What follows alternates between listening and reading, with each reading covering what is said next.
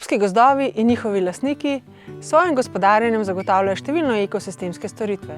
Zagotavljanje le-teh pa je zaradi podnebnih sprememb oteženo in zahteva od lastnika prilagajanje pri gospodarjenju z gozdovi. In zato se nam postavlja vprašanje, kdo so lastniki gozdov in kako se pri gospodarjenju z gozdom prilagajajo na podnebne spremembe. Ali ste vedeli, da je skoraj vsak četrti prebivalec Slovenije tudi lastnik gozda in da je Slovenija tretja najbolj gozdnata država v Evropi? Naši gozdovi, ki predstavljajo največje naravno bogastvo, pa so vse bolj ogroženi zaradi podnebnih sprememb. Te so najbolj vidno kažejo v vse pogostejših naravnih ujmah. V zadnjem desetletju je slovenske gozdove prizadelo več ujm, in sicer katastrofalen žledolom v letu 2014, obsežen vetrolom v letu 2017, največji gozdni požar v letu 2022 in obilne padavine ter poplave v letu 2023. Ujmam navadno sledi porast bolezni in škodljivcev gozdnega drevja, predvsem prenamnožitev podlubnikov. Zato so ujme, ki so prizadele gozdove, resno opozorilo, da bodo prilagoditve pri gospodarjenju z gozdovi nujne. V sklopu projekta Learn for Climate smo proučevali, kako se lastniki in upravljalci gozdov odzivajo pri gospodarjenju z gozdovi na vse pogostejše naravne ujme, ki so posledica podnebnih sprememb. Podatke o lastnikih in upravljalcih gozdov smo pridobili s pomočjo ankete in fokusnih skupin. Lastniki gozdov so zelo raznolika skupina ljudi. Imajo različne sociodemografske in pa ekonomske značilnosti.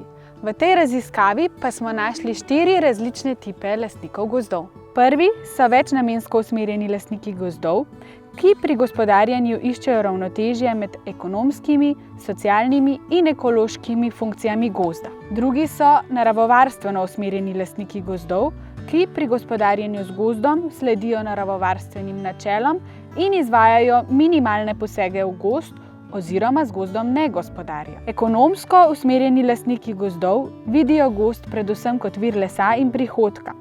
Ti v gozdovih izvajajo intenzivno sečno gozdnega drevja in vidijo ekološke funkcije gozda kot omejitev pri gospodarjenju. Tradicionalno usmerjeni lastniki gozdov pa gozd vidijo predvsem kot del ohranjanja družinske tradicije in pridobivanja lesa za lastno rabo.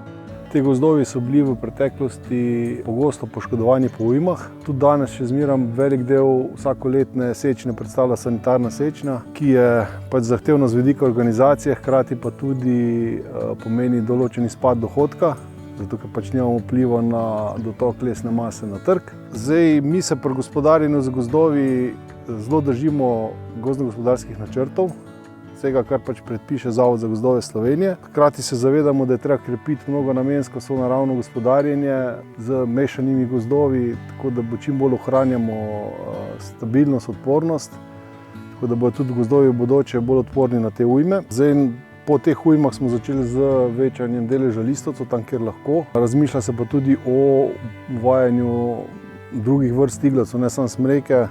Želimo si predvsem jelkov, ki se naravno težko pomlajuje.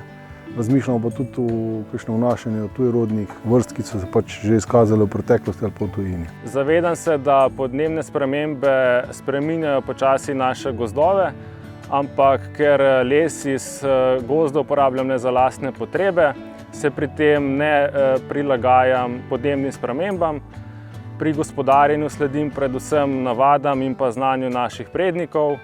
Moja skrb pa je, da ohranjam naše gozdove, da jih bodo lahko izkoriščale tudi naše naslednje generacije. Kot smo lahko slišali, se lastniki zavedajo podnebnih sprememb in naravne ujme so tako rekoč stalnica pri njihovem gospodarjenju z gozdovi.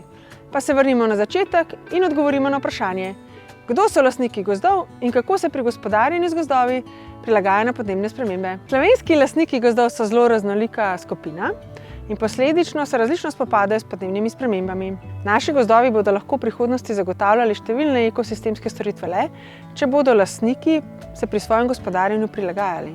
Pogled v lastnikov in upravljalčeve odzive na podnebne spremembe pri gospodarjenju z gozdovi je pomembno. Le to omogoča, da politični odločevalci in stroka pripravijo ukrepe, kateri bodo prilagojeni na posamezne tipe lastnikov in bodo upoštevali njihove cilje in način gospodarjenja z gozdovi.